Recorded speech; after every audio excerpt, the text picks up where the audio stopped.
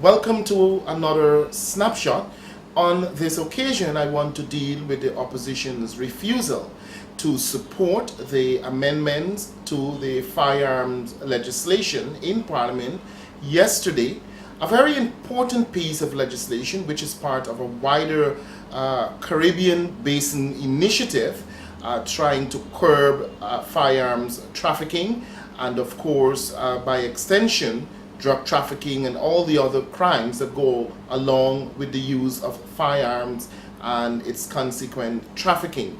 The opposition APNU and AFC, by not giving their support to this important piece of legislation, again have missed the mark and, of course, the opportunity to demonstrate in a very serious way a commitment to resolving and to bringing down levels of crime in Guyana, especially those related to the use of firearms.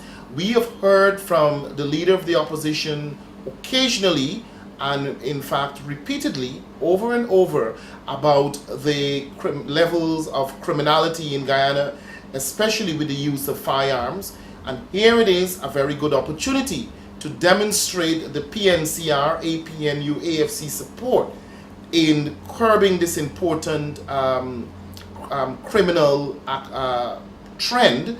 And here it is, the opposition refused to support the legislation in Parliament, and no doubt that their defense about not supporting this legislation will come back to haunt them, because as a country we need to put aside the politics and we need to unite on certain issues, especially the issue that it relates to national security, the issues that relates to sovereignty, and issues in general that have to do with unity of this country.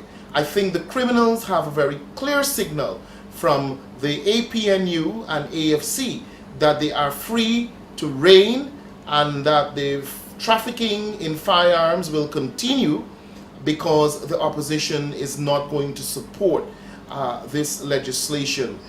Guyana is part of a Caribbean Basin initiative, and part of the Caribbean Basin initiative is the signing on or the enactment of these legislation in all of the countries which are part of that Caribbean Basin initiative in terms of curbing firearms trafficking and the other crimes that relate to the use of firearms.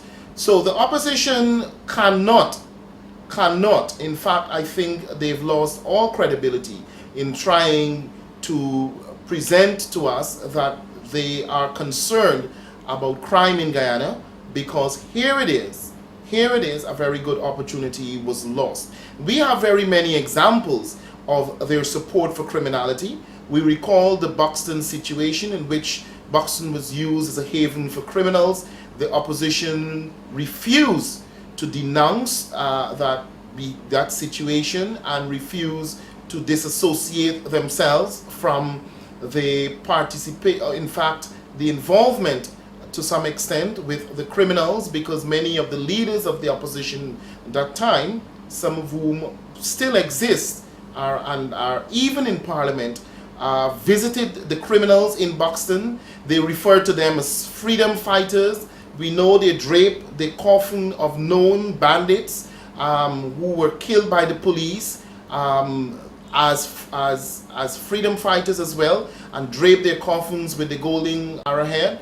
And there are many other instances in which the opposition has used criminality as part of their scare politics. I believe that Guyanese of sound mind, Guyanese who are decent and law-abiding, should denounce and condemn the opposition for this latest misuse of its one-seat majority, refusing to support an important legislation such as amending the firearms law as it relates to trafficking in firearms.